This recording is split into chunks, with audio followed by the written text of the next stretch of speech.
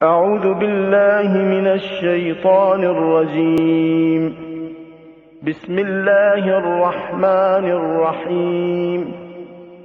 الحمد لله رب العالمين الرحمن الرحيم مالك يوم الدين إياك نعبد وإياك نستعين اهدنا الصراط المستقيم صراط الذين أنعمت عليهم غير المغضوب عليهم ولا الضالين.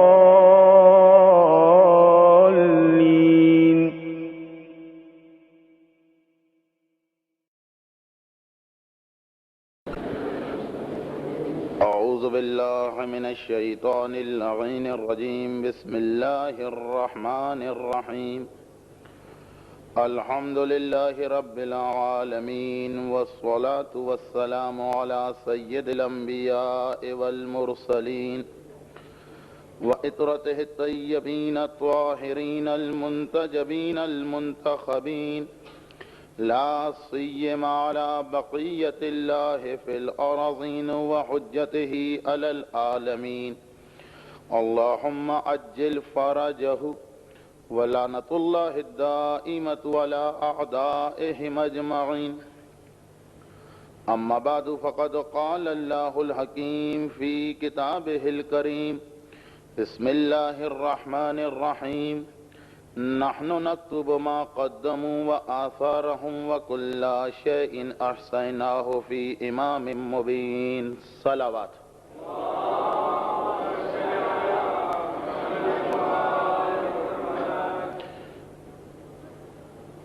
قرآن کریم سورہ مبارکہ یاسین ارشاد ہو رہا ہے کہ ہم انسان کے ان اعمال کو بھی لکھتے ہیں جو وہ اپنی زندگی میں مقدم کر چکا ہے، بھیج چکا ہے.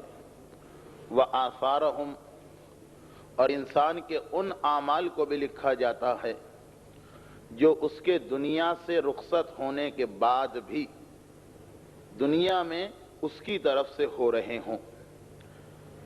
نکتب ما قدموا و آثارہم، اپنی زندگی میں انجام دیے ہوئے اعمال وہ بھی خدا کے یہاں لکھے جا رہے ہیں، اور موت کے بعد وہ نیکیاں جو انسان دنیا میں چھوڑ کے گیا ہے وہ بھی انسان کے نامہ اعمال میں لکھی جا رہی ہیں. سورہ یاسین کی یہ وہ آیت ہے جس پر آج ہماری تیسری مجلس ہے، لیکن مجموعی اعتبار سے جس عنوان کو پہلی رمضان سے شروع کیا گیا تھا، ہماری گفتگو اسی دائرے میں ہے کہ موت کے بعد کی زندگی کیسی ہوتی ہے اور اس زندگی میں انسان کے کام کیا چیزیں آ سکتی ہیں. تو کل ان 4 یا 5 اعمال کا تذکرہ کیا گیا کہ جو انسان کے مرنے کے بعد اس کے زندہ دوست و رشتہ دار اس کے لیے بھجوا سکتے ہیں. وہ نیکیاں، وہ مدد جو زندوں کی طرف سے ایک مردے کو ملتی ہے، یہ چیزیں تو کل آپ نے سماعت فرما لی. اب اس میں جو کل آخری چیز آئی تھی اس کی ذرا سی وضاحت اور ضروری ہے. آخری چیز یہ بیان کی گئی تھی کہ چونکہ وہ معتبر حدیث کے جو نماز وحشت کو ہم پر مستحب قرار دے رہی ہے، نماز وحشت جسے نماز لیلۃ الدفن بھی کہا جاتا ہے، نماز وحشت قبر بھی کہا جاتا ہے، ایک حدیث کی مدد سے ہم پر یہ مستحب ہوئی.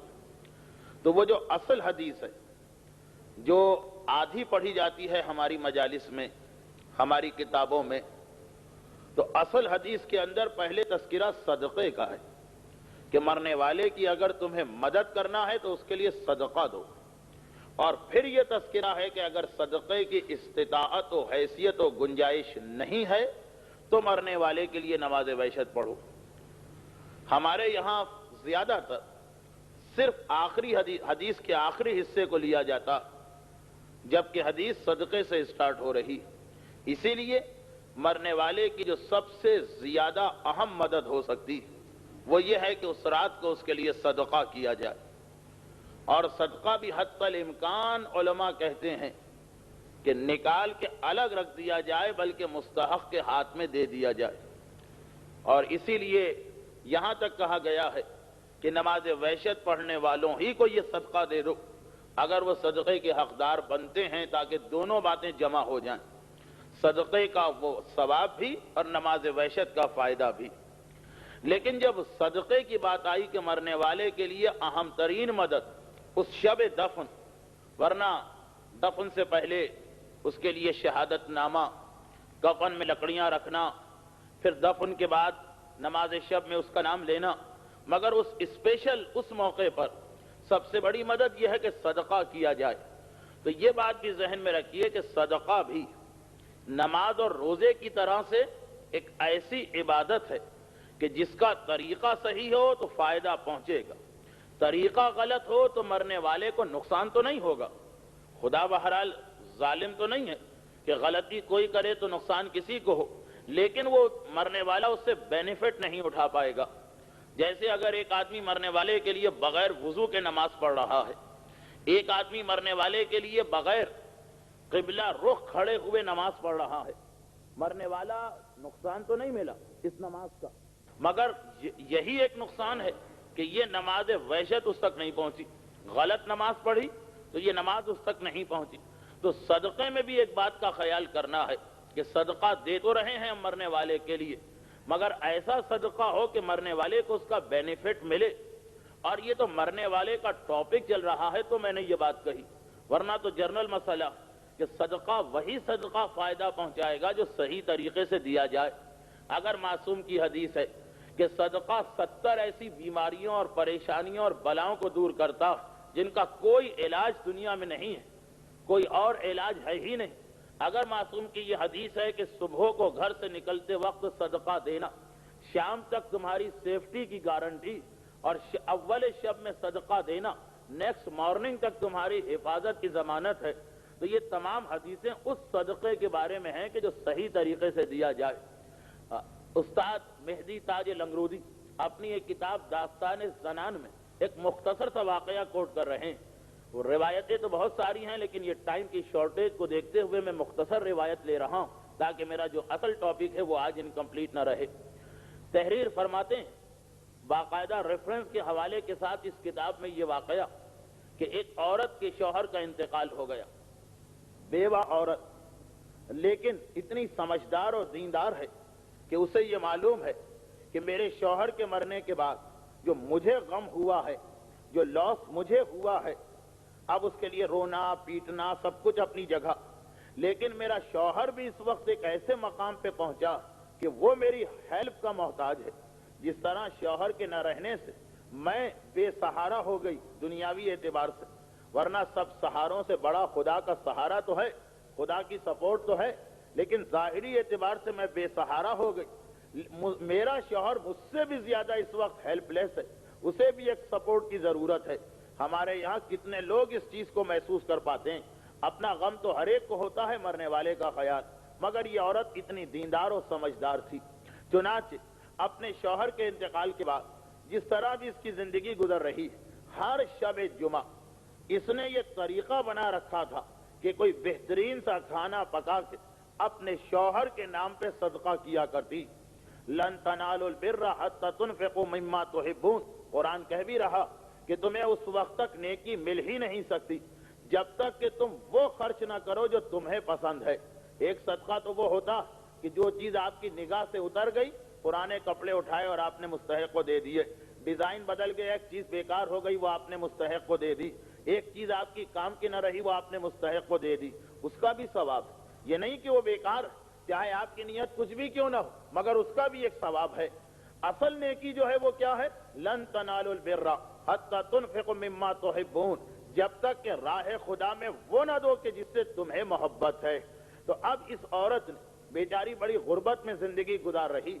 شوہر کے مرنے کے بعد اس کے گھر کے مالی حالت بہتر نہیں، اور زمانہ بھی وہ زمانہ کہ اس طرح گھر سے نکل کے سروس کرنا امپاسبل.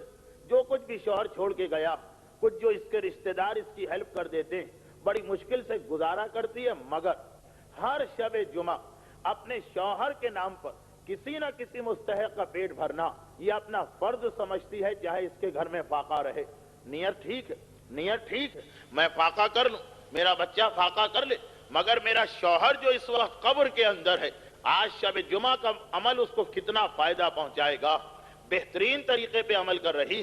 کتنے لوگ ایسے ہوتے ہیں کہ جو اپنی سیکریفائی دیتے ہیں دوسرے کی بہتری کے لیے، مگر یہ اس پہ عمل کر رہی۔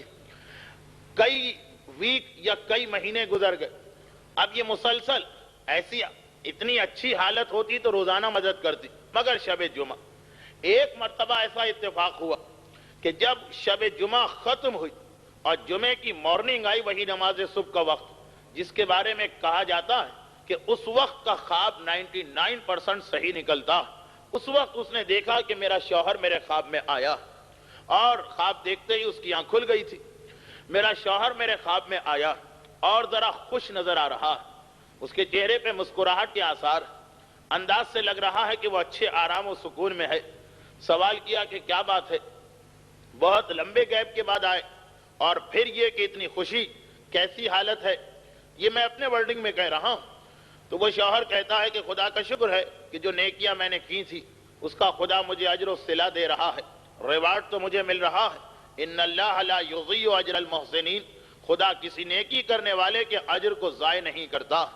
اور یہاں پہ میں ایک بات کہتا چلوں، اگرچہ مجھے خود تکلیف ہو رہی کہ اتنے جلد میں ایک چیز کو ریپیٹ کر رہا ہوں، لیکن وہ حسینیہ سہرہ کی مجلس میں ایک روایت میں نے پڑھی تھی۔ مجھ سے ایک مومن نے ایک سوال کر لیا کہ آپ یہ بتائیے کہ خدا نے مومن کو اتنا ویک اور شیطان کو اتنا اسٹرانگ کیوں بنایا؟ یہ ایک سوال کسی نے کیا ہے، میں نے اس کا جواب کئی مرتبہ مختلف مجلسوں میں دیا، اور میں اس مجمع کو دیکھ رہا ہوں کہ اس میں بہت سے لوگ وہاں موجود تھے، مگر بہت مختصر اس کا جواب دیتے ہوئے میں اپنے ٹاپک پہ آ جاؤں۔ سید نعمت اللہ جزائری جیسا عظیم محدث اپنے استاد علامہ مجلسی کے پاس جا کے یہی سوال رکھتا ہے کہ ایک بات میری سمجھ میں نہیں آتی کہ مومن بیچارہ اتنا ویک، بیماریاں اس کے پیچھے، دنیا والے اس پر ظلم کریں، عمر کا مسئلہ اسے، اولاد کا مسئلہ اسے، رزق کا مسئلہ اسے، اور شیطان، اللہ نے طویل عمر دی، اللہ نے صحت دی، اللہ نے اسے رزق کے مسئلے سے آزاد کر دیا، اللہ نے اسے تمام دنیا میں ٹریول کرنے کی طاقت عطا کی، وہ جس شکل میں چاہے مومن کو بہکا سکتا ہے، تو آخر اس کا ریزن کیا ہے؟ تو جواب یہی ملا علامہ مجلسی کی طرف سے کہ یہ ایک حدیث میں بھی آیا، اور بات کیا ہے کہ ہم شیطان کے پریزنٹ کو دیکھتے ہیں مگر شیطان کے پاس کو بھولیے نہیں۔ شیطان اللہ کا وہ بندہ تھا کہ جب ساری دنیا میں تمام قوم جن گمراہ ہو گئی تھی، شیطان واحد جن تھا کہ جو نیکی کے راستے پہ چل رہا ہے۔ آپ حضرات اس بات کو بخوبی جانتے ہیں کہ بہت سے گناہ انسان کو کمیونٹی یا سوسائٹی کے پریشر کی وجہ سے کرنا پڑتے ہیں۔ ایک آدمی کے لیے ایسے ماحول میں زندگی گزارنا جہاں سب کے سب بگڑ گئے، یہ بہت ہی مشکل مسئلہ۔ 5 دیندار آدمیوں کے لیے زندگی گزارنا آسان ہے، اس لیے کہ ایک دوسرے کا سپورٹ ملتا رہتا، کم صحیح، قلیل صحیح، مقدار بہت کم صحیح، مگر سپورٹ ایک بہت بڑی چیز ہے۔ مگر ایسی جگہ رہ کے عمل کرنا جہاں ایک بھی نیک آدمی نہ ہو، یہ شیطان تھا، یہ شیطان کی ہمت تھی، یہ شیطان کی اسپرٹ تھی۔ اور جب خدا کے عذاب آیا تمام جنوں پر، تو واحد جن تھا جسے خدا نے نہ صرف یہ کہ عذاب سے بچایا، بلکہ اس کی عبادتوں کی وجہ سے حکم ملا کہ جبرائیل تم جاؤ، جبرائیل جیسا فرشتہ تم جاؤ اور شیطان کو میرا مہمان بنا کے لے کے آؤ 7ویں آسمان پر۔ اے جبرائیل، شیطان نے اتنی عبادتیں کی کہ اس کا مکان تمہارے پڑوس میں بنایا جائے گا۔ جبرائیل آخری فرشتہ، جبرائیل کے آگے وہ مقام ہے کہ جہاں سوائے ذات رسالت کے کوئی جا ہی نہیں سکا، وہاں پہ شیطان کو مکان دیا گیا۔ جب شیطان آسمانوں سے گزر رہا تھا، دیکھا کہ ایک بورڈ لگا ہوا ہے، ان اللہ لا نضیع اجر المحسنین، یا ان اللہ لا یضیع اجر المحسنین، کہ اللہ کبھی نیکی کرنے والے کے اجر کو ویسٹ و ضائع نہیں کرتا ہے۔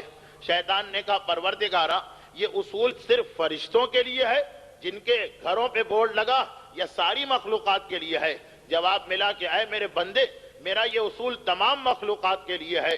جب شیطان کو سجدہ نہ کرنے کی وجہ سے نکالا گیا، کہا پروردگارا، تو نے اس وقت مجھ سے کہا تھا کہ تیرا یہ اصول تمام مخلوقات کے لیے ہے، تو میں نے بھی تو نیکیاں کی ہیں، میں نے بھی تو نمازیں پڑھی ہیں، میں نے بھی تو سجدے کیے ہیں، اس وقت میں نے عبادت کی ہے جب بڑے سے بڑا مومن عبادت نہیں کر سکتا تھا، وہ کہاں چلا گیا میرا اجر؟ جواب ملا خدا کی طرف سے، بتا تجھے کیا چاہیے، خود مانگ لے تجھے دیا جائے گا۔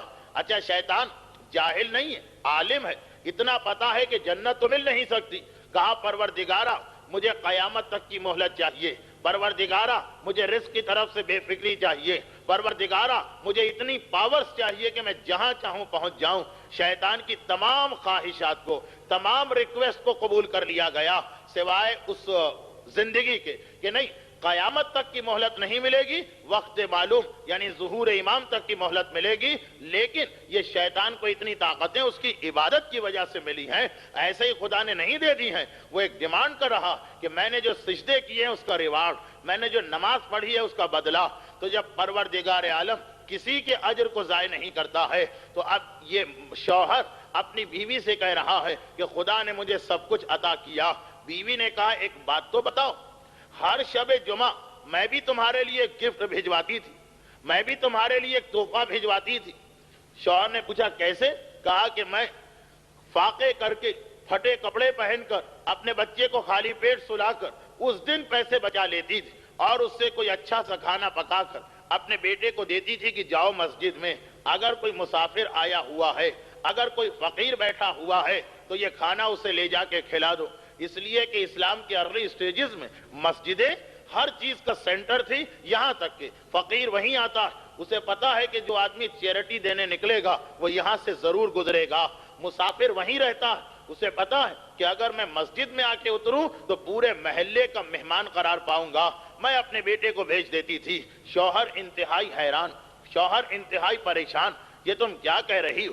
آج کی شب جمعہ تو ایسی ہے کہ مجھے فرشتوں نے لا کر ایک گفٹ دیا اور کہا کہ یہ تمہاری بیوی نے بھجوایا، اور اسی کی وجہ سے میں تمہارے پاس آیا ہوں پروردگار سے اجازت لے کر، مگر آج سے پہلے مجھے تمہاری طرف سے کچھ بھی نہیں ملا ہے، یہ تم کیا کہہ رہی ہو؟ اب بیوی انتہائی حیران اور اس کی آنکھ کھل گئی، پریشان بیٹھی کہ میرے شوہر نے یہ کیا کہہ دیا۔ اگر میرا شوہر یہ کہتا کہ موت سے لے کر آج تک مجھے کچھ نہیں ملا تو بات سمجھ میں آ جاتی کہ شاید میرے پیسے میں کوئی خرابی، شاید میرے عمل میں کوئی خرابی، مگر شوہر کہہ رہا کہ آج کی شب جمعہ تو مجھے مل گیا، وہی مال ہے، وہی پیسہ ہے، آج کی شب جمعہ تو مجھے مل گیا، اس سے پہلے مجھے کبھی کچھ نہیں ملا۔ چنانچہ انتہائی حیران و پریشان آخر یہ سوچا کہ اپنے بیٹے سے پوچھوں کہ اس سے پہلے تم نے کس کو کھانا کھلایا اور آج کی رات تم نے کس کو کھانا کھلایا۔ بیٹے کو جگایا، کہا بیٹا یہ بتاؤ کہ آج کی رات جو کھانا میں نے بھجوایا تھا وہ کہاں گیا، وہ تم نے کس کو دیا؟ اچھا ماں سوال کر رہی اور بالکل ایک سمپل کوسچن، لیکن بیٹا گھبرا گیا، رونے لگا، ہاتھ پاؤں جوڑنے لگا کہ مجھ سے بڑی غلطی ہو گئی، آپ کو کس نے بتایا؟ میں معافی مانگتا ہوں، جو کچھ بھی، ایک بچہ جب پکڑا جائے غلطی کرتے ہوئے تو اس کی حالت ہوگی۔ ماں اور حیران ہو گئی، بیٹا یہ تم کیا کہہ رہے ہو؟ میں تو تم سے ایک سمپل کوسچن کر رہی ہوں کہ آج کی رات تم نے کس کو خیرات کی ہے اور تم رو رہے ہو، تم ہاتھ جوڑ رہے ہو، تم معافی مانگ رہے ہو، آخر کس چیز کی؟ کہا کہ مادر گرامی اب تو آپ کو پتا چل ہی گیا ہے، اس لیے میں بتاتا ہوں کہ ہر شب جمعہ آپ میرے ذریعے سے کھانا بھجواتی تھیں۔ اچھا بیٹا کون ہے؟ بیٹا وہ ہے کہ جس کے گھر کی مالی حالت بہت خراب ہے، سارا ہفتہ یہ روکھی سوکھی کھا کے گزارا کرتا، اور شب جمعہ تو باپ کو چونکہ خیرات کروانا، اس لیے ماں اپنے بیٹے کو کبھی بھوکا بھی سلا دیتی۔ ماں جب میں یہ کھانا لے کے جاتا تھا تو بہت میرے دل میں لالچ آتی تھی کہ میں بھی اس میں سے چکھ لوں، میں بھی اس میں سے کھا لوں، بچہ پھر بچہ ہے اور خالی پیٹ بچہ ہے، لیکن میں نے برداشت کیا۔ کل کی رات جب آپ نے یہ کھانا میرے ہاتھ بھجوایا تو میں مسجد تک گیا ہی نہیں، میں محلے کے کارنر میں جا کے بیٹھ گیا، اس کھانے کو میں نے استعمال کیا، پیٹ بھر کے کھایا اور باقی خالی برتن لا کے آپ کو دے دیا۔ اب یہ عورت انتہائی حیران و پریشان جاتی ہے نبی وقت کے پاس کہ یا نبی اللہ یہ کیا ماجرا ہے کہ جب میں نے مستحق کو، جب میں نے فقیر کو، جب میں نے راہ خدا میں بھجوایا تو میرے شوہر کو کچھ نہ ملا، جب میرے بچے نے کھا لیا تو میرے شوہر کو سب کچھ مل گیا۔ نبی یہ وقت نے سنا تو مسکرائے اور کہا کہ ہاں، جب تمہارا اپنا بچہ بھوکا ہے اور وہ بھی ایک یتیم بچہ، تم اس کا حق مار کر، تم اس پر ظلم کر کے اگر غیروں کو کھلا رہی ہو تو یاد رکھو کہ اس سے تمہارے شوہر کو کوئی فائدہ نہیں ملے گا۔ یہ بہترین خیرات آج کی خیرات تھی کہ جب تم نے یہ دیکھا، جب تم نے تو نہیں دیکھا لیکن پروردگار نے یہ دیکھا کہ جو مستحق ہے اس کے ہاتھ تک یہ چیز پہنچی ہے، تو خالی پیسے کا لٹا دینا بھی کافی نہیں ہوتا، خالی پیسے کو خرچ کرنا بھی کافی نہیں ہوتا۔ اب اس واقعے میں بہت سارے پہلو ہیں، جس میں سے ایک چیز شروع رمضان میں آ چکی، آپ کو یاد ہوگا ایک واقعہ میں نے پڑھا تھا، وہ اس مومنہ کا واقعہ کہ جس کے ایک طرف جنت تھی ایک طرف جہنم تھی، فقط اس لیے کہ وہ مال میراث کو شریعت کے طریقے سے تقسیم کیے بغیر راہ خدا میں خرچ کر رہی تھی۔ تو یہ ایک مسئلہ ذہن میں رکھنا کہ ہم صدقہ اور خیرات کر رہے ہیں، مرنے والے کے مال میں سے صدقہ اور خیرات کر رہے ہیں، لیکن اگر مرنے والے پہ خمس باقی ہے تو اس پیسے کو استعمال کرنا حرام، صدقے کا ثواب مرنے والے کو نہیں پہنچے گا۔ مرنے والے پہ حج باقی ہے، اس پیسے کو ہاتھ لگانا حرام، مرنے والے پر مالی واجبات اور دوسروں کے قرضے باقی ہیں، اس صورت میں اس کے لیے مجلس کرا دینا اسی پیسے سے جو وہ چھوڑ کے گیا۔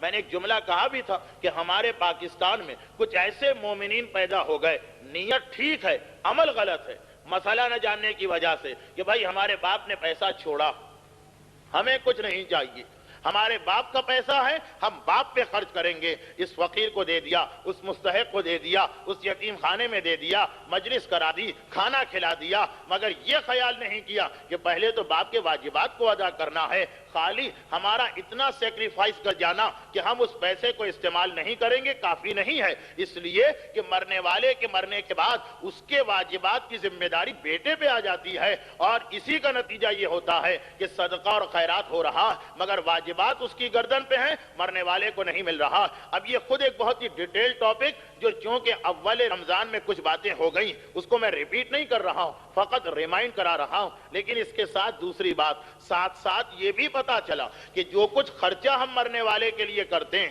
یا جو کچھ خرچہ مرنے والا اپنی زندگی میں وصیت کر کے جاتا، اس میں خالی پیسے خرچ کرنے سے فائدہ نہیں ہوتا، بلکہ صحیح جگہ خرچ ہوں، صحیح مقام پہ خرچ ہوں تو اس سے فرق پڑ جاتا ہے۔ اور اسی طریقے سے اگر صحیح طریقے سے پیسے خرچ ہو رہے ہیں، مال حلال ہے، پاک و پاکیزہ مال ہے اور صحیح مقام پہ خرچ ہو رہے ہیں، تب بھی جگہ کے بدلنے سے ثواب کے اندر فرق پڑتا چلا جاتا۔ آپ کو پتا کہ انویسٹمنٹ کرنے آپ دنیا میں جاتے ہیں تو ایسا نہیں کہ جس کمپنی میں انویسٹ کریں گے یا جو بزنس کریں گے سب میں پروفٹ برابر ہوگا، نہیں۔ اگر آپ مارکیٹ میں نکلتے ہیں تو آپ کو پتا چلتا کہ فلاں بزنس کے اندر پیسہ بالکل برابر کا آپ لگا رہے ہیں، اس کے اندر پروفٹ زیادہ ہے، اس میں پروفٹ کم ہے، اس میں محنت کم ہے، نفع زیادہ، اس میں محنت زیادہ اور نفع کم۔ دیکھیے پیسہ بالکل برابر کا پیسہ، آپ 1 ملین درہم سے کاروبار شروع کر رہے ہیں تو صرف 1 ملین درہم کی رقم آپ کو فائدہ نہیں پہنچائے گی، یہ بھی دیکھا جائے گا کہ آپ نے کس بہترین کاروبار کا انتخاب کیا ہے۔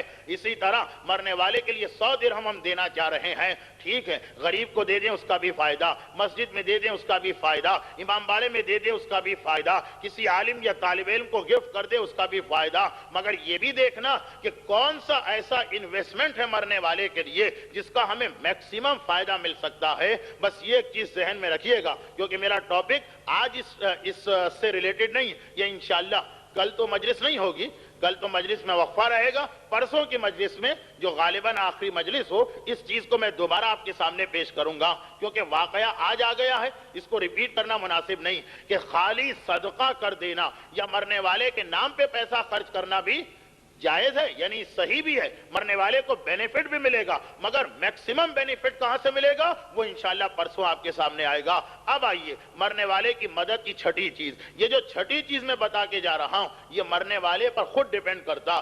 اس میں زیادہ ذمہ داری مرنے والے کی ہے۔ پانچویں چیز تو آپ نے سنا صدقہ، مگر پراپر وے میں صدقہ، مال حلال سے صدقہ، یہ دیکھتے ہوئے کہ کہاں پہ زیادہ امپورٹنس ہے، کیونکہ یہ بھی ہمارے یہاں ایک مسئلہ ہوتا کہ کچھ چیزیں مشہور ہو جاتی ہیں کہ بھائی وہاں صدقہ دو، یہ ایک سسٹم بن جاتا ہے کمیونٹی میں کہ وہاں صدقہ دو، جبکہ ہو سکتا کہ وہاں اتنی ضرورت نہ ہو اور کوئی ایسا شعبہ ہو کہ جو زیادہ محتاج ہے مگر چونکہ مشہور نہیں ہے، لوگوں کے ذہن اس طرف متوجہ نہیں ہے، تو وہ لوگ وہاں پہ صدقہ نہیں دیا جاتا ہے جبکہ اس کا فائدہ زیادہ ہوگا۔ یہ بات ابھی میں نے کچھ مبہم رکھی، ویٹ کریں پرسوں کی مجلس کا۔ اب آئیے چھٹی چیز کیا ہے؟ چھٹی چیز جو مرنے والے کو سب سے زیادہ فائدہ پہنچا سکتی ہے، البتہ اس میں خود مرنے والے کو بھی کچھ کام کرنا پڑے گا، مرنے والے کو بھی محنت کرنا پڑے گی۔ وہ مشہور حدیث ہے جو آپ نے ممبر سے بہت سنی ہے، اور ممبر سے اسے شوہر کا حق بتانے کے لیے پڑھا جاتا، لیکن میں اس کا دوسرا پہلو بھی آپ کے سامنے پیش کرنا چاہتا ہوں۔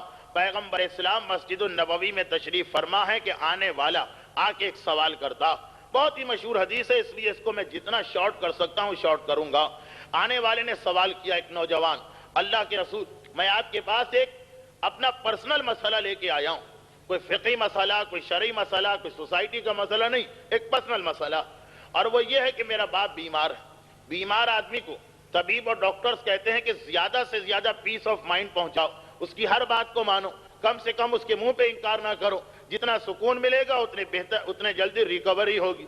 تو میرا باپ بیمار ہے اور طبیبوں نے یہ کہا ہے کہ اس کا دل خوش کرو۔ میرے باپ کو بڑی تمنا کہ وہ میری بڑی بہن کو دیکھے۔ انسان کو اپنی پہلی اولاد سے بڑی محبت ہوتی، اور خصوصاً پہلی اولاد اگر بیٹی ہو تو باپ کو زیادہ قربت ہو جاتی۔ میری بہن شادی شدہ ہے، میں گیا، کہا کہ بہن ماں کی طبیعت خراب ہے، آ جاؤ۔ میری بہن نے باپ کی طبیعت خراب ہے، آ جاؤ۔ میری بہن نے سنا، پریشان ہو گئی، بہرحال فطری چیز ہے، ایک نیچرل چیز ہے۔ تو لیکن جب میں نے کہا چلو باپ بلا رہا، انکار کر دیا کہ میرا شوہر گھر سے باہر، اور پیغمبر اسلام نے مسجد النبوی میں مسئلہ بتایا کہ جب تک کہ شوہر کی پرمیشن نہ ہو عورت گھر سے باہر نہیں نکل سکتی۔ تو یا تو شوہر پرمیشن دیتا یا رسول پرمیشن دے دیں۔ اللہ کے رسول یہ ایک مسئلہ، اب تو آپ اجازت دے دیجئے۔ پیغمبر اسلام کا سر جھکا، پیغمبر کو حق ہے، پیغمبر کا حق ہے، النبی اولی من المؤمنین بانفسہم واموالہم، قرآن کا اعلان کہ نبی کو ہر مومن کی جان پر اس سے زیادہ حق ہے، اس کے مال پر اس سے زیادہ حق ہے پیغمبر کا، مگر پیغمبر شریعت کو کلیئر کر رہے ہیں۔ سر جھکا ہوا، سر اٹھایا، کہا کہ جب اس کا شوہر اجازت دے کے نہیں گیا تو میں کیوں اجازت دے دوں؟ ہرگز نہیں، کوئی پرمیشن نہیں ملے گی، چلے جاؤ۔ پیغمبر نے اپنے انداز سے کہا جو اخلاق کا انداز ہے، وہ چلا گیا نوجوان، اس نے بھی کوئی اعتراض نہیں کیا۔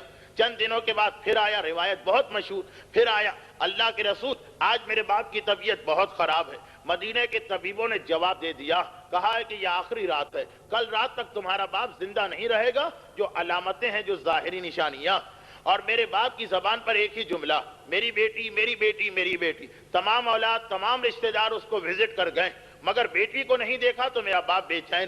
میں گیا بہن کے پاس، بہن رونے لگی، باپ کی طبیعت کی خرابی سن کر بہن رونے لگی، لیکن جب چلنے کی بات کی تو صاف انکار کہ پیغمبر سے پرمیشن لے آؤ کیونکہ میرا شوہر اب تک واپس نہیں آیا۔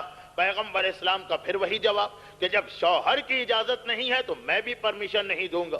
اگلے دن پھر یہ نوجوان آیا، اور آج جو آیا تو دور ہی سے اس کو دیکھ کے پتا چل سکتا کہ اس کے باپ کا انتقال ہو چکا، کیونکہ گریبان چاک ہے، آنکھوں میں آنسو ہیں، بال بکھرے ہوئے۔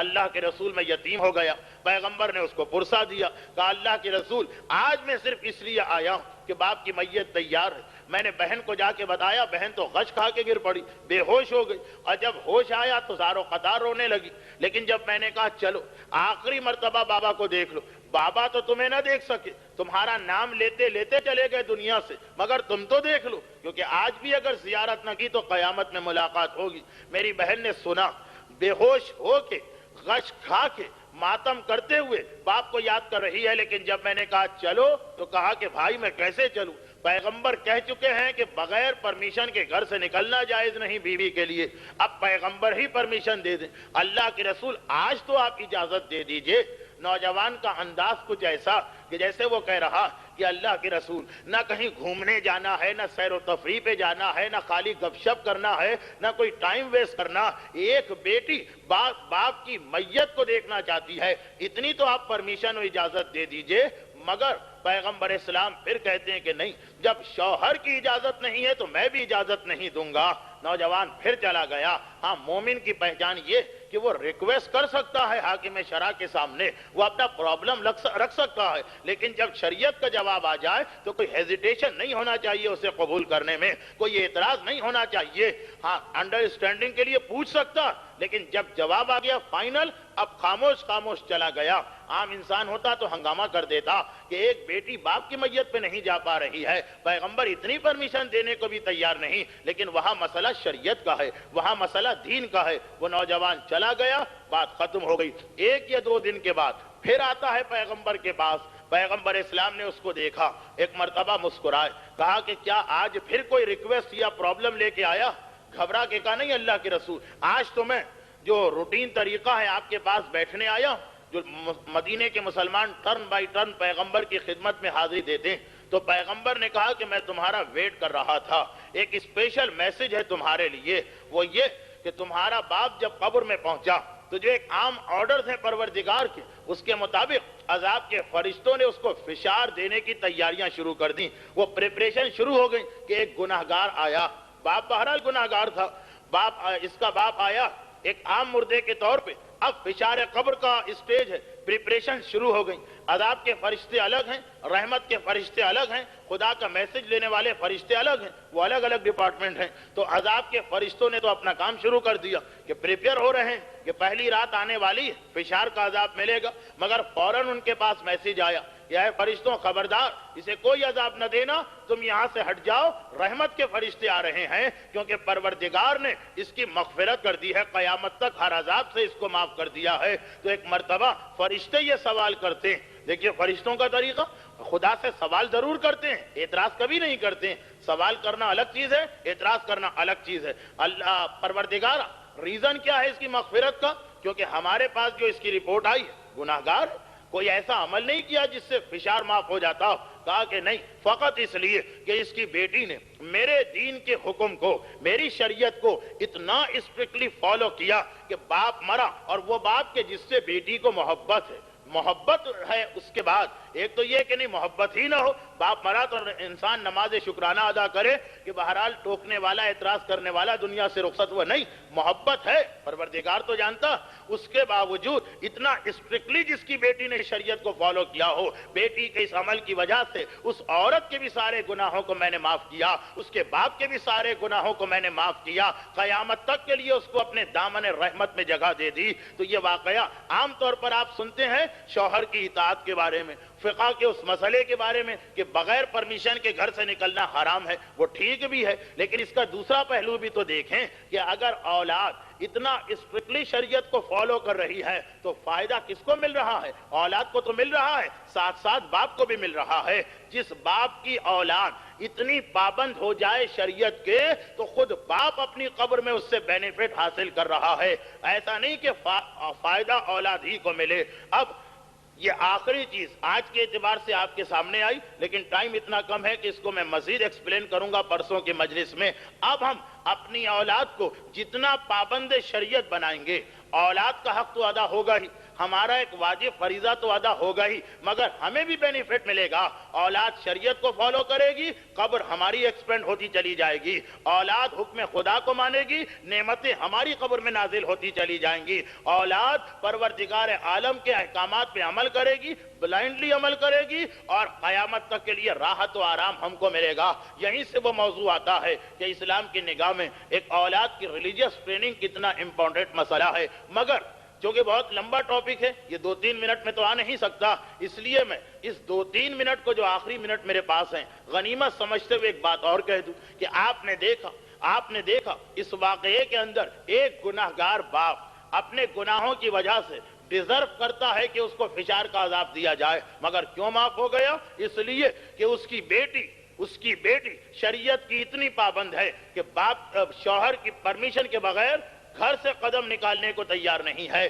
کتنا کنٹراسٹ نظر آتا ہے ہم کو اسلام کے ارلی سٹیجز میں اور آج کے اسلام میں، کہ آج باقاعدہ میں نہیں جانتا کہ یہاں کیا ماحول ہے، میں نہیں جانتا کہ افریقہ میں کیا ماحول ہے، میں پاکستان کی بات کرتا ہوں کہ آج باقاعدہ پاکستان میں ایک وہ بیٹی اور ایک یہ ماحول کہ باقاعدہ باپ، باقاعدہ والدین، ذرا سی بات ہو گئی، شوہر اور بیوی جہاں ہوں گے اختلافات تو ہوں گے، جھگڑے تو ہوں گے، مس انڈرسٹینڈنگ تو پیدا ہوگی، کنفیوژنز تو بہرحال ہوتے رہیں گے، لیکن اس کا وہ حل نہیں ہے کہ جو اب نکالا گیا، ذرا سی بات ہوئی اور باپ جسے ڈسکریج کرنا چاہیے اپنی بیٹی کو کہ خبردار شوہر کے گھر سے تم نکل کے نہیں آ سکتی ہو، باقاعدہ انکریج کیا کرتا ہے کہ آ جاؤ بیٹی ہمارے پاس، ابھی تمہارے باپ کے پاس اتنی طاقت ہے، ابھی تمہارے باپ کے پاس اتنی انرجی ہے کہ وہ اپنی بیٹی کو کھلا سکتا ہے۔ کیا سمجھ رکھا ہے میرے داماد نے؟ کیا میری بیٹی اس کی روٹیوں کی بھوکی ہے؟ یہ میں پاکستان کے جملے آپ کے سامنے پیش کر رہا ہوں، یہ باپ کہہ رہا ہے، یہ باپ کہہ رہا ہے۔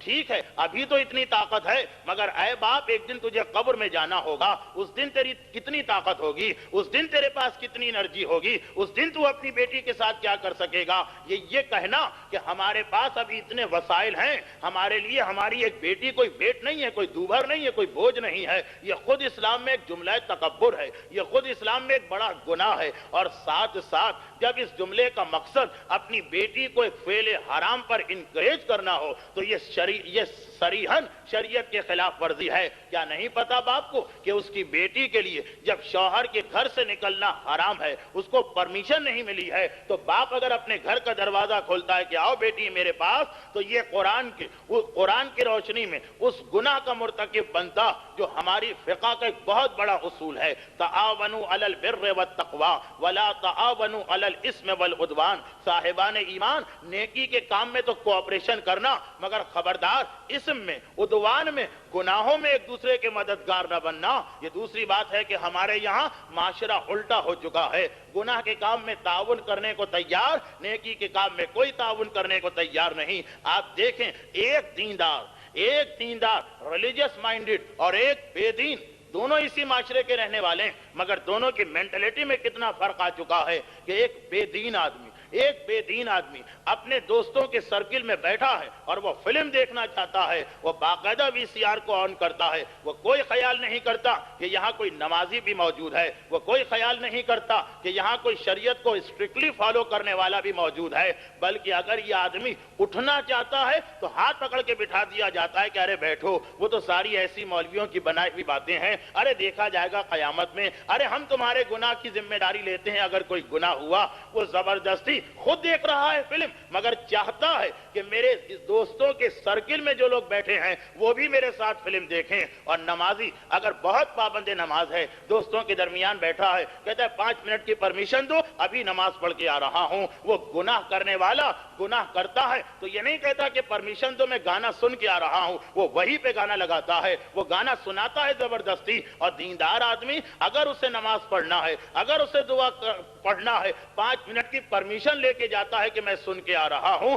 یعنی گناہگار تو دیندار آدمی کو گناہ کے راستے پہ زبردستی چلا رہا ہے، اور دیندار آدمی اپنے آپ کو اتنا ویک محسوس کرتا ہے کہ عبادت بھی انجام دے رہا ہے، تو اس سے نہیں کہتا کہ آؤ میرے ساتھ، بلکہ میرا ویٹ کرو، میں ابھی نماز پڑھ کے آیا، میں ابھی دعا پڑھ کے آیا۔ یہ ایک اصول ہے اسلام کا بہت بڑا۔ خبردار گناہوں کے کام میں ایک دوسرے کے معاون نہ بننا، تعاونوا علی البر والتقوی، تقوی کے کام میں معاون بننا۔ تو اے باپ جب تو نے اپنے گھر کا دروازہ اپنی بیٹی پہ کھولا، ہاں 3 صورتوں میں اسلام بیٹی کو اجازت دے سکتا ہے، 3 صورتوں میں۔ اگر اسے شوہر کے گھر میں اپنی جان کا خوف ہے، میں مار دی جاؤں گی، میں قتل کر دی جاؤں گی، میرا شوہر مجھے زندہ نہیں چھوڑے گا، اگر اسے اپنی جان کا خوف ہے تو ٹھیک ہے۔ نمبر 2 یہ کہ ٹھیک ہے جان کا خوف نہیں، لیکن مار پڑتی ہے، پٹائی ہوتی ہے اتنی زیادہ کہ اس کے لیے ناقابل برداشت ہو رہی، تب ایک طرح سے اسلام پرمیشن دے سکتا۔ اور نمبر 3 یہ کہ شوہر اس کا نان و نفقہ نہیں دے رہا ہے اور اسے بھوکا رکھ رہا ہے، تب اس کو اجازت مل سکتی۔ مگر ان تینوں کیسز میں یہ یاد رکھیے کہ باپ کو اجازت نہیں مل سکتی کہ بیٹی سے کہے کہ آ جاؤ، بلکہ اس عورت کو ایک پراپر وے ہوتا ہے ہر کام کا، ورنہ تو معاشرہ درہم برہم ہو جائے۔ ہر بیوی کہے کہ مجھے جان سے مارنے کی دھمکی دی گئی ہے، ہر عورت کہے کہ مجھے نان و نفقہ نہیں مل رہا، ایک ایک طریقہ ہوتا ہے ہر چیز کا. اگر یہ 3 خرابیاں اس کا شوہر پیدا کر رہا، اس لڑکی کو حاکم شرع کے پاس جا کے درخواست دینا، باپ کی عدالت کی اسلام میں کوئی اہمیت نہیں ہے. وہ مجتہد کے پاس جائے یا مجتہد کے نمائندے کے پاس جائے، وہ باقاعدہ انویسٹیگیشن کریں گے کہ کون رائٹ ہے اور کون رانگ ہے. خالی دعوے سن کر عام حالات میں آپ کبھی فیصلہ نہیں کرتے، مگر بیٹی کا معاملہ آ جائے فوراً انسان فیصلہ کر دیتا ہے. وہاں جائے، وہاں سے فیصلہ ہوگا، پھر اس کے بعد یہ اجازت مل سکتی ہے. لیکن خالی لڑکی کے دعویٰ کرنے پر اس کو قبول نہیں کیا جا سکتا ہے. اور یہ بھی اسلام کا ایک مسئلہ کہ بالفرض محال لڑکی کو شوہر کے گھر میں تکلیفیں بھی ہو رہی ہیں تو حتی الامکان ان کو برداشت کرے. اس لیے کہ وہ حدیث جو ہمارے پاس آئی ہے، جو مجھے اس سال کی آخری مجلس میں پڑھنا تھی، مگر ٹاپک بیچ کے 10 دن جو میں ٹاپک سے ہٹ گیا اسے انکمپلیٹ رہا. حدیث کا ایک جز آپ سن لیجئے، کتاب المواعظ العددیہ، جس میں باب الثلاثہ کی یہ حدیث ہے کہ پیغمبر نے کہا کہ یاد رکھو، تمام مسلمانوں کو ایڈریس کر رہے ہیں، یاد رکھو 3 عورتیں ایسی ہیں جو قیامت کے میدان میں میری بیٹی فاطمہ کے ساتھ ہوں گی، اور قبر سے اٹھنے سے لے کر جنت میں داخل ہونے تک وہ فاطمہ کے ساتھ ساتھ رہیں گی. قیامت کے میدان میں فاطمہ کے ساتھ، پل صراط سے گزرنے کا مرحلہ فاطمہ کے ساتھ، جنت میں انٹر ہونے کا مسئلہ فاطمہ کے ساتھ، اور جنت میں بھی فاطمہ کا پڑوس ان کو ملے گا. 3 ایسی عورتیں ہیں. اب آگے مجھے کچھ کہنے کی ضرورت نہیں ہے کہ فاطمہ کے ساتھ جو عورت ہے وہ کتنے آرام کے ساتھ ہوگی. یہ بیان کرنا بھی فاطمہ کی شان میں توہین و گستاخی ہے. اور ان 3 عورتوں میں پیغمبر نے کہا امرأۃ صبرت علی سوء خلق زوجہی، وہ عورت کہ جو اپنے شوہر کے مظالم پر برداشت کرتی ہے، اس کی بد اخلاقی پہ صبر کرتی ہے، اس کے مظالم پر خاموش رہتی ہے، جہاں تک برداشت کی طاقت اس کے اندر ہے، تو یہ ٹھیک ہے. اسلام نے یہ کہا کہ اتنا تم پر واجب نہیں، لیکن مستحب ضرور ہے کہ برداشت کرو اور اس کا ریوارڈ خدا سے لے لو. اگر تم بھی ترازو لے کے بیٹھ گئے کہ بس اتنا مجھے کرنا ہے جتنا اسلام نے واجب قرار دیا، تو پروردگار بھی میدان قیامت میں نامہ اعمال کو اسی طرح سے چیک کرے گا، اتنا ہی اسٹرکٹلی چیک کرے گا. اور اگر تم نے کہیں پہ کہا ٹھیک ہے واجب نہیں مگر مستحب ہے کہ شوہر کی اذیت کو برداشت کیا جائے جب تک برداشت کے قابل ہے، جان جا رہی ہو ایک الگ مسئلہ ہے، تو اس صورت میں اتنا ثواب ہے کہ دنیا تو جیسی گزری سو گزری، مگر قیامت کا میدان جو خود 50,000 سال کا، پل صراط کا مرحلہ اور جنت ہم فیہا خالدون کا مرحلہ وہ شہزادی فاطمہ کے ساتھ گزر رہا ہے. ہے کوئی اتنی خوش قسمت عورت، ہے کوئی ایسی عورت جو یہ کہے کہ نہیں مجھے فاطمہ کا ساتھ نہیں چاہیے، مجھے اس دنیا کے 30 سال کا آرام چاہیے، مجھے یہاں کے 40 سال کا سکون چاہیے، قیامت میں کوئی ضرورت نہیں ہے، جو بھی ہوگا میں برداشت کر لوں گی. مگر سوچنے کی بات ہے جو یہاں کی 40 سال کی تکلیف برداشت نہیں کر پا رہی ہے، 50 سال کی تکلیف برداشت نہیں کر پا رہی، عورت کے لیے تکلیف کا مرحلہ وہی ہے کہ جب تک کہ بیٹے جوان نہ ہو تو وہ قیامت کی 50,000 سال اور صراط کی 7 چوکیوں کے مرحلے کو کیسے برداشت کرے گی. خیر وہ تو پیغمبر کی طرف سے ایک بشارت، پیغمبر کی طرف سے خوشخبری، مگر اصل مسئلہ یہی ہے کہ اسلام قطعاً اس کی اجازت نہیں دیتا ہے کہ کوئی شخص بھی بغیر ایسے ریزن کے جو حاکم شرع کے پاس ثابت ہو چکا ہو اپنی بیٹی سے کہے کہ میرے داماد کا گھر چھوڑ کے آ جاؤ. نہیں، جب تک کہ بیٹی تمہارے گھر میں تھی یقیناً تمہارا حق بہت تھا، مگر شادی کے بعد بیٹی پر تمہاری اپنی بیٹی پر اس کے شوہر کا حق بڑھ چکا ہے. تم اگر جھگڑا ہو کمپرومائز کرو، مصالحت کرو، حتی الامکان جہاں پہ دیکھو کہ غلطی ہے اس کو سمجھاؤ. بزرگ بن کے فیصلہ کرنا ہے، پارٹی بن کے فیصلہ نہیں کرنا. یہ اسلام کا اہم ترین مسئلہ ہے جو کہ ٹائم میرے ہاتھ سے نکلا جا رہا، اس لیے مزید چیزیں انشاءاللہ پرسوں کی مجلس میں ہوں گی.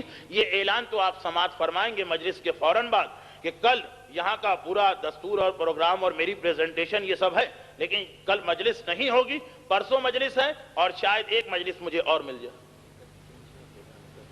اچھا انہوں نے ابھی اطلاع دی مجھے کہ نہیں پروگرام چینج ہو چکا ہے اور کل بھی مجلس ہوگی لیکن مختصر مجلس ہوگی. تو خیر بہرحال موضوع بہت طویل اور وسیع ہے، میں کوشش کروں گا کہ کل کی مجلس میں اس کا ایک حصہ مکمل کر لوں، کیونکہ میری خود بڑی خواہش تھی کہ شب عید کی مجلس مجھے اس انداز سے ملے کہ میں عید کی مناسبت سے کچھ گفتگو کر پاؤں. بہرحال یہاں تک تو بات پہنچی اور میں معذرت خواہ ہوں آپ سے، اس لیے کہ رمضان کی آخری تاریخیں وہ ہوتی ہیں کہ لوگ اتنے تھک چکے ہوتے ہیں کہ مجلس کو جتنا چھوٹا کیا جائے اتنا مناسب ہوتا. یہ تو شاید میری زندگی کا پہلا یا دوسرا موقع کہ ایک ایسی منظم آرگنائزیشن کی طرف سے میں نے اتنی لمبی لمبی مجلسیں پڑھ دی اور کسی نے مجھ سے یہ بھی نہیں کہا کہ آپ نے 5 منٹ زیادہ کر دیے، لیکن مجھے خود اس بات کا احساس ہو رہا کہ میں آپ پر بھی ظلم کر رہا ہوں اور بعد والی مجلس پر بھی. تو یہ صرف اس لیے کہ میں اس غلط فہمی میں تھا کہ کل مجلس نہیں ہے، وہ بہرحال ایک غلط فہمی پیدا ہو گئی تھی. کل مجلس ہے، چھوٹی مجلس ہوگی، تو آج جو میں نے زیادہ وقت لیا اس کے بدلے میں کل جو ہے میں کم وقت آپ کا لوں گا اور اس چیز کو میں مکمل کروں گا کہ ایک ذمہ داری باپ پر بھی آتی، اور وہ یہ دیکھ کہ کتنا فائدہ مل رہا، کتنا فائدہ مل رہا بیٹی کا اپنے شوہر کو فالو کرنے کی وجہ سے، یا شریعت کو. شوہر کوئی چیز نہیں، شوہر کا حق کیا ہے؟ وہ اللہ کی وجہ سے، خدا کے حکم کو فالو کرنے کا، کہ اس کی وجہ سے اس باپ کے لیے کتنی راحت و آرام کا سامان ہو رہا. اور اگر پھر بھی سمجھ میں نہ آ رہا کہ کیسے یہ پاسبل ہے کہ انسان ایسے معاملات میں بھی اپنے آپ کو اتنا صابر بنا لے. نہیں، باپ اگر تڑپ رہا ہو تو بیٹیاں برداشت نہیں کر سکتی. اگر سمجھ میں نہیں آ رہا ہے تو چلیں ایک مرتبہ کربلا کے میدان میں. کربلا کے میدان میں جہاں مصائب کے تمام پہلو بیان کیے جاتے ہیں، وہاں اس پہلو پر بھی زور دینے کی ضرورت ہے کہ میدان کربلا میں حسین جب رخصت ہوئے تھے تو سیدانیوں سے کہہ کے گئے تھے کہ خیمے سے قدم باہر نہیں نکالنا.